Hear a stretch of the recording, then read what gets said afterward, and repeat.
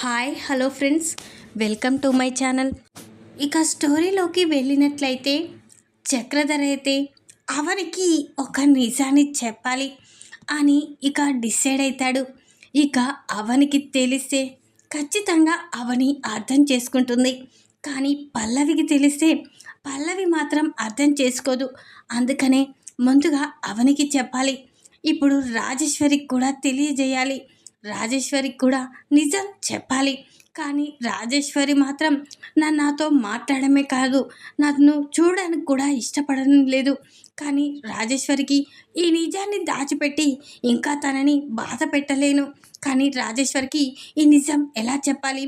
తను నా మాట ఖచ్చితంగా వినదు, కానీ తనకి తెలియజేయాలి అని చక్రధర్ అయితే అవని కంటే ముందు రాజేశ్వరికి తెలియాలి అని అనుకుని వెంటనే చక్రధర్ రాజేశ్వరికి ఈ నిజాన్ని ఏ విధంగా చెప్పాలి అని ఆలోచిస్తూ ఉంటాడు. అప్పుడే చక్రధర్కి ఒక ఆలోచన అయితే వస్తుంది.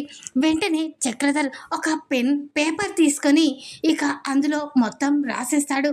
అప్పుడే రాజేశ్వరి, నన్ను క్షమించు రాజేశ్వరి, నేను తప్పు చేశాను. అటు మీనాక్షి విషయంలో తప్పు చేశాను, నీ విషయంలో తప్పు చేశాను. నన్ను క్షమించు రాజేశ్వరి, నీ విషయంలో నేను ఇంకా తప్పులు చేశాను. కానీ మీనాక్షి మాత్రం తన కన్న పేగునే దూరం చేశాను అని రాజేశ్వరి, నన్ను క్షమించు, నేను ఒక పెద్ద తప్పు చేశాను. నీ కూతురు కడుపులోనే చనిపోయింది. ఆ నిజం తెలిసి నువ్వు బాధపడతావో, అందులోనూ నువ్వు బాధపడే కంటే ముందు మీ వాళ్ళు నీకు పాప పుడితే వారసులకి ఆస్తిని ఇస్తానని చెప్పారు. ఆ ఆస్తి కోసం నేను నమ్మి నేను నీకు పాప చనిపోయాక కూడా పాపం మీనాక్షి పురిటిలో బిడ్డని దూరం చేసి నీ కూతురుగా పరిచయం చేశాను. కానీ తను నీ కూతురు కాదు రాజేశ్వరి, తను పల్లవి. మీనాక్షి కూతురు. మీనాక్షికి అవని పల్లవిలు కవల పిల్లలు. వాళ్ళిద్దరూ పుట్టగానే అదే సమయంలో నువ్వు కూడా డెలివరీ అయ్యావు. కానీ అప్పుడు నీ పాప చనిపోయిందని డాక్టర్ గారు చెప్పారు. అలా నీకు తెలిస్తే నువ్వు ఇంకా బాధపడతావు. అందులోనూ నీ ఆస్తి నాకు రాదని ఆలోచించి మీనాక్షి పురిటిలో ఒక బిడ్డని దూరం చేసి నీ కూతురుగా పరిచయం చేశాను. ఇన్నాళ్ళుగా పల్లవిని నీ కూతురుగానే పరిచయం చేశాను. అందరూ ఇప్పుడు పల్లవి నీ కూతురే అనుకుంటారు. కానీ నేను మీనాక్షికి ద్రోహం చేశాను. మీనాక్షికి భర్తగా కాకుండా ఇటు నేను తన పురిటిలోనే తన కూతుర్ని కూడా దూరం చేశాను. ఈ నిజం మీనాక్షికి కూడా తెలీదు. కానీ ఇప్పుడు నీకు చెప్పాలనుకున్నాను. ఎందుకంటే పల్లవి విషయంలో నువ్వు నిన్ను మోసం చేశానని అనుకుంటున్నావు. కానీ మోసం చేసింది పల్లవి విషయంలో మీనాక్షి నన్ను భర్తగా పొందాలని అనుకోలేదు. ఈ నిజం తెలిసాక కూడా నేనే తనే నా భార్య అని నీ ముందు తెలియజేయడమే కాదు, అందరి ముందు తెలియజేశాను. తెలిసాక కూడా మీనాక్షి నన్ను కావాలని కోరుకోలేదు. నేను తనతో ఉండాలని కోరుకోలేదు. నువ్వు రాజేశ్వర్తో ఉంటేనే సంతోషంగా ఉండాలి. రాజేశ్వర్ని పల్లవిని సంతోషంగా చూసుకోవాలి. మాకు ప్రపంచానికి అవని భరతుల తండ్రివని, నా భర్తవని తెలియజేయడమే మాకు కావాలని చెప్పింది. కానీ నీ విషయంలో తను ద్రోహం చేయాలని చూడలేదు. నేనే తప్పు చేశాను. నీ పురిటిలో బిడ్డ పోగొట్టుకున్న నేను పల్లవిని తన పురిటి నుంచి దూరం చేసి తప్పు చేశాను. కానీ రాజేశ్వరి, నీ ఎదుటగా చెప్పాలంటే నేను చెప్పలేకపోయాను. ఎందుకంటే నువ్వు నన్ను అపార్థం చేసుకుంటావు. ఇప్పటికే నన్ను చాలా అపార్థం చేసుకుంటున్నావు. నిజంగానే నేను తప్పు చేశాను అని చాలా అపార్థం చేసుకుంటున్నావు. కానీ తప్పు చేసింది నీ విషయంలో కాదు, మీనాక్షి విషయంలో తప్పు చేశాను.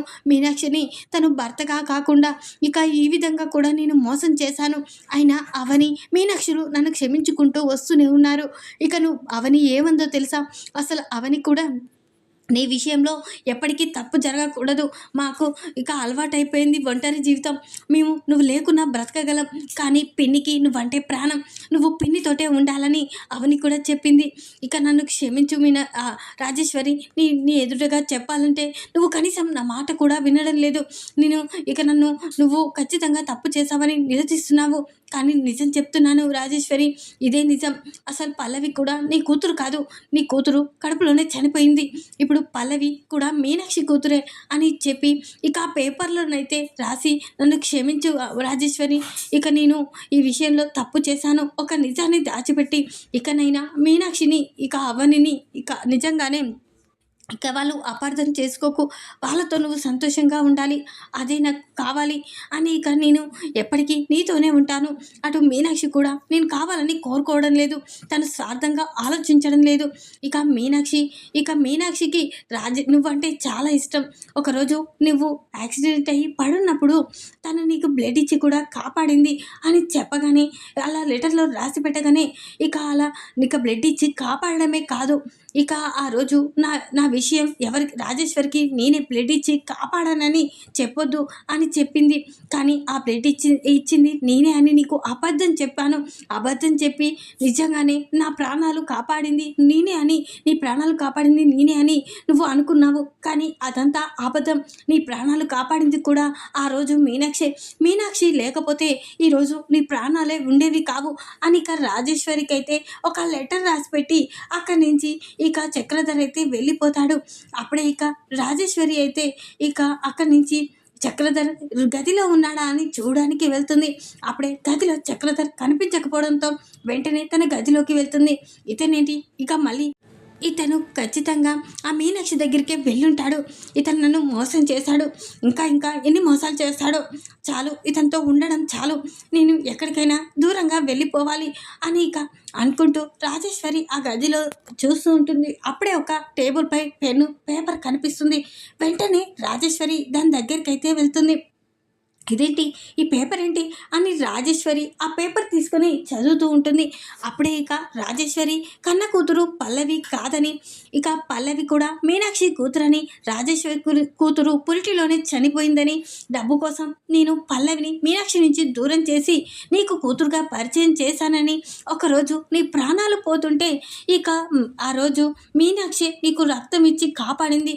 ఆ రోజు గనక మీనాక్షి తన బ్లడ్ ఇచ్చి నిన్ను కాపాడకపోతే నీ ప్రాణాలు పోయేవి. కానీ ఆ నిజాన్ని కూడా చెప్పొద్దని చెప్పింది మీనాక్షి. ఆ బ్లడ్ కూడా నేనే ఇచ్చానని అబద్ధం చెప్పాను.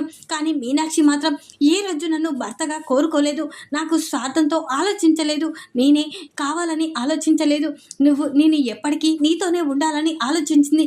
ఇప్పటికి కూడా అవని మీనాక్షిలు ఏం ఆలోచించారో తెలుసా? ఎప్పటికీ ఇక నీతోనే నేను ఉండిపోవాలి, పల్లవిని నిన్ను బాగా చూసుకోవాలన్నదే వాళ్ళ కోరిక. కానీ నేను మాత్రం స్వార్థంతో ఆలోచించి అటు మీనాక్షిని ఇక అవనిని ఇటు పల్లవిని కూడా మీనాక్షి కూతుర్ని కూడా ఆస్తి కోసం నీ కూతురుగా పరిచయం చేశాను, కన్న పేగును దూరం చేశాను. కానీ మీనాక్షి మాత్రం ఇప్పటికి కూడా నేను నీతోటే ఉండాలని కోరుకుంటుంది. అలాంటి మీనాక్షిని అవనిని అపార్థం చేసుకుంటున్నావు. అవనిని ఎన్నోసార్లు నేను చంపాలని చూశాను, అవనిపై లేనిపోని నిందలని వేసి నువ్వు తిట్టేలా చేశాను. కానీ అవని అలా ఆలోచించలేదు. అవని శత్రుని కూడా కాపాడే మంచితనం తనది. అవని ఏం చేసిందో తెలుసా? ఆ రోజు యాక్సిడెంట్ చేసి పల్లవి నేను అవనిని చంపాలని చూసాము. కానీ యాక్సిడెంట్ నాకు అవ్వబోతూ ఉండగా ఆ రోజు అవని నన్ను కాపాడింది. ఆ రోజు తలకి కట్టుకొని వచ్చిన రోజు నువ్వు ఏమైందని అడిగావు, కళ్ళు తిరిగి పడిపోయానని చెప్పాను. కానీ అదంతా అబద్ధం రాజేశ్వరి. అసలు నిజం ఏంటంటే ఇక ఆ రోజు యాక్సిడెంట్ అవుతూ ఉండగా అవని వచ్చి నా ప్రాణాలు కాపాడింది. ఆ ప్రాణాలు కాపాడమే కాదు, మీకు నన్ను దక్కేలా చేసింది. అలాంటి అవని విషయంలో నీ ఇంకా తప్పు చేయొద్దని ఈ నిజాన్ని చెప్పాను. కానీ వాళ్ళతోనే ఉండిపోయి నిన్ను విడదీయాలని కాదు, ఇక నుంచి నీతోనే ఉండమని కూడా అవని నన్ను ప్రాధేయపడింది. అలాంటి అవని వాళ్ళని నువ్వు అపార్థం చేసుకుంటున్నావు. నన్ను అపార్థం చేసుకున్నా సరే, కానీ అవని వాళ్ళని అపార్థం చేసుకోవద్దు. అవని మీనాక్షిలు ఎప్పటికీ పిన్నే సంతోషంగా ఉండాలని కోరుకుంటున్నారు. అలాంటి వాళ్ళని అపార్థం చేసుకోకు రాజేశ్వరి. ఆ రోజు మీనాక్షి లేకపోతే ఈరోజు నీ ప్రాణాలు ఉండేవి కావు రాజేశ్వరి. ఇకనైనా అర్థం చేసుకో, వాళ్ళ గురించి తెలుసుకో అని ఇక చక్రధర్ అయితే రాజేశ్వరికి ఆ లెటర్ రాస్తాడు కదా. ఆ లెటర్ చదివి వెంటనే రాజేశ్వరి కళ్ళలో నీళ్లు తిరుగుతాయి. అంటే ఇదంతా ఆయన తప్పే. కానీ ఇక మీనాక్షి అక్క అవనిలో తప్పు అస్సలు కాదు. అవనిని నేను అపార్థం చేసుకున్నాను. అవని ఇక కావాలని నా కూతురికి ద్రోహం చేస్తుంది అనుకున్నాను. అటు మీనాక్షి కూడా నాకు ద్రోహం చేస్తుంది, నా భర్తని దూరం చేసి అనుకున్నాను.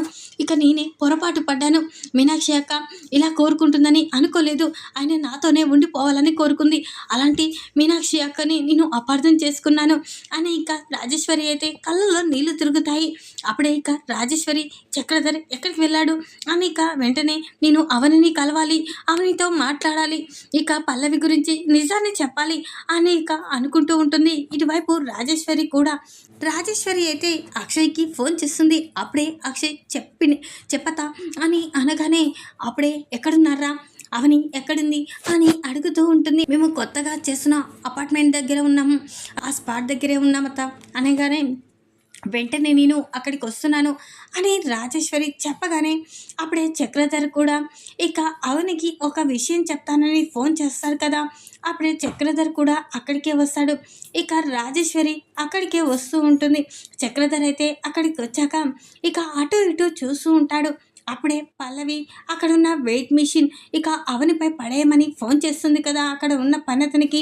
వెంటనే అతను అవని అక్కడ నిల్చుండడం చూసి వెంటనే బిడ్స్తున్న వెయిట్ మిషన్ని పైనుంచి వదిలేస్తూ ఉంటాడు.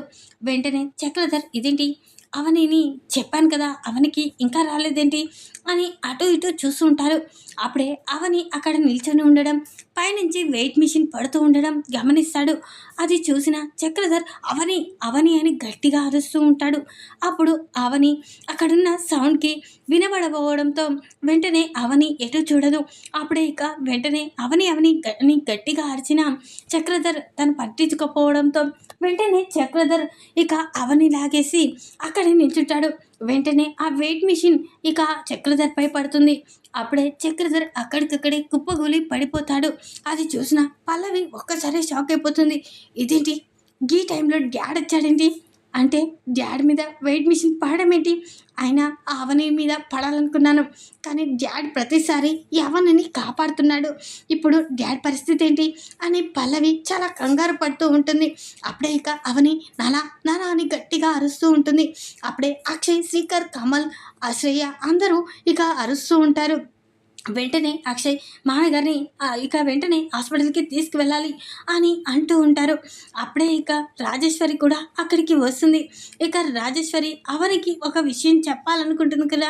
తను కూడా అక్కడికి రాగానే అందరూ గుంపుగా చేరడంతో ఇదేంటి వీళ్ళంతా ఇలా గుంపుగా ఉన్నారు అని రాజేశ్వరి కూడా వాళ్ళందరి దగ్గరికి వెళ్తుంది. అప్పుడే చక్రధర్ మీద వెయిట్ మిషన్ పడడం, చక్రధర్ ఇక బాగా బ్లడ్ పోయి కింద పడి ఉండడం చూసి ఏమండి ఏమండి అని గట్టిగా అరుస్తూ ఉంటుంది. పిని పిని బాబాయ్ గారి మీద వెయిట్ మిషన్ పడింది అని ఏడుస్తూ ఉంటుంది. వెంటనే హాస్పిటల్కి తీసుకువెళ్తారు. ఇక డాక్టర్ అయితే వెంటనే ఇక ట్రీట్మెంట్ జరిపిస్తూ ఉంటాడు చక్రధర్కి అయితే. అప్పుడే ఇక చక్రధర్ తలకి బ్లడ్ ఫ్లాట్ కావడంతో ఇక డాక్టర్ అయితే బయటికి వస్తాడు. అప్పుడే ఏంటని మా నాన్నగారికి ఎలా ఉంది అని అవని రాజేశ్వరి ఆయనకి ఎలా ఉందని ఏడుస్తూ ఉంటుంది. అప్పుడే ఇక లేదండి మా చేతిలో ఏమీ లేదు, తన తలలో బ్లడ్ గడ్డగట్టింది, ఇక మేము తనని కాపాడలేము అని ఇక అనగానే డాక్టర్ గారు ప్లీజ్ డాక్టర్ గారు ఆయనని బ్రతికివ్వండి అని ఇక రాజేశ్వరి ఏడుస్తూ ఉంటుంది. అప్పుడే ఇక అవని కూడా మా నాన్నగారిని బ్రతికించండి అని ఏడుస్తూ ఉంటుంది. అప్పుడే ఇక పల్లవి అయితే ఈ మూర్ఖుడు ఇతను రాకపోతే ఇక అవని పని అయిపోయేది, అవని చచ్చిపోయేది అని ఇక చాలా కోపంతో ఇక రాజేశ్వరి దగ్గరికి వస్తుంది. ఏంటి మా ఏం చేస్తున్నావు, తను మన విషయంలో ఎంత మోసం చేస్తాడో తెలుసు కదా, అయినా తన ప్రాణాలు పోయినా మనకేం పర్లేదు, అయినా తనకి ఆ అవని ఆ మీనాక్షిలో ఎక్కువైపోయారు, అలాంటి వాళ్ళ గురించి పట్టించుకునే డాడ్ మనకు అవసరం లేదు, తన చచ్చిపోయినా మనకేం అవసరం లేదు అని అంటూ ఉంటుంది. అప్పుడే ఇక రాజేశ్వరి అయితే పల్లవి చెంప పలకొడుతుంది. ఏంటి మామ్ అతని గురించి నన్ను కొట్టడం ఏంటి మామ్ అని పల్లవి అంటూ ఉంటుంది. వసే తనని నాన్ననే, అయినా తన ప్రాణాలు పోతుంటే ఎలా చూస్తూ ఉండగలుగుతున్నావే, అవని చూసావు కదా తనకు కూడా తండ్రి. అలాంటి తండ్రి విషయంలో ఎంత ఏడుస్తుందో, తనని ఏ రోజు తన కూతురులా చూడలేదు. అలాంటి అవని ఎలా ఏడుస్తుందో చూడు. నిన్ను ప్రాణం కంటే ఎక్కువగా చూసుకున్నాడు. అలాంటి తండ్రి గురించి నువ్వు చనిపోవాలని మాట్లాడుతున్నావా అని రాజేశ్వరి గట్టిగా అరుస్తుంది. అప్పుడే మామ్, అలాంటి వాడు ఉన్నా ఒకటే లేకున్నా ఒకటే మామ్ అని పల్లవి అనగానే, నోర్మి, అసలు నువ్వు నా కూతురువే కాదు, కానీ ఇన్ని రోజులు నా కూతురులా మీ నాన్న ఇక నా దగ్గర పెంచాడు. కానీ అసలు అవని విషయంలో నువ్వు తప్పుగా ఆలోచించావు. అవన్నీ చంపాలని చూసావు. అలాంటి అవని ఎవరో కాదు, నీ అక్క, నీ తోడబుట్టిన అక్క. నువ్వు ఇక అవని అక్క చెల్లెలు, ఆ మీనాక్షి కూతుర్లు అని చెప్పగానే ఇక పల్లవి ఒక్కసారి షాక్ అయిపోతుంది. ఏంటి మామ్, ఏం మాట్లాడుతున్నావు? నేను అవని చెల్లెలేంటి, మీనాక్షి కూతురేంటి అని అనగానే, అవునమ్మా, మీ నాన్న చెప్పిన నిజం ఇదే. మీ నాన్న ఇక ఆస్తి కోసం ఇక నా పురిటిలోనే నా బిడ్డ చచ్చిపోతే మీనాక్షికి పాపం, ఆ మీనాక్షి అక్కకి ఇక కూతుర్ని దూరం చేసి ఆ కూతుర్ని నా వల్ల పెట్టాడు. అది ఎవరో కాదు, నువ్వే అని చెప్పగానే పల్లవి షాక్ అయిపోతుంది. ఇక ఏంటి మామ్, ఏం మాట్లాడుతున్నావు అని అనగానే, అవునమ్మా, ఇదే నిజం. మీ నాన్న చెప్పిన నిజం ఇదే. అయినా నేను తప్పు చేశాను.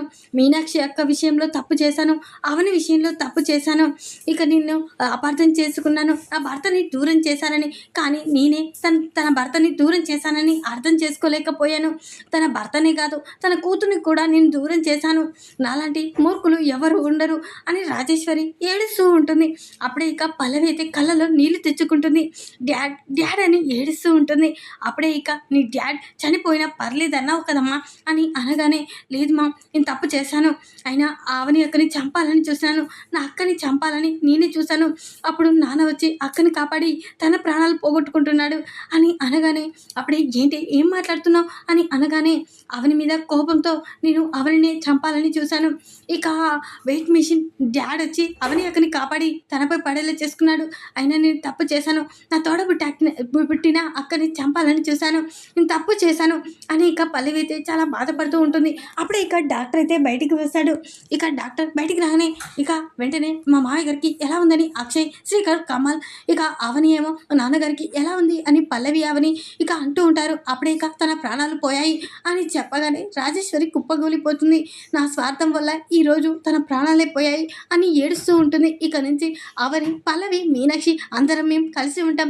అవని పల్లవులు నా కూతుర్లు, మీనాక్షి అక్క కూతుర్లలా పెంచుకుంటాం. ఇక మేమందరం నీ కోరిక మేరకు సంతోషంగా ఉంటాము అని ఇక రాజేశ్వరి అయితే ఏడుస్తూ ఉంటుంది. ఈ విధంగానైతే అవనిని కాపాడి చక్రధర అయితే తన ప్రాణాలను అయితే కోల్పోతాడు. ఇక ఆ సమయంలో రాజేశ్వరి కూడా అసలు నిజాన్ని చెప్పేసి ఇక ఆ పల్లవి ఎవరనేది అవనికి ఇక రాజేశ్వరికి తెలిసేలా చేస్తాడు.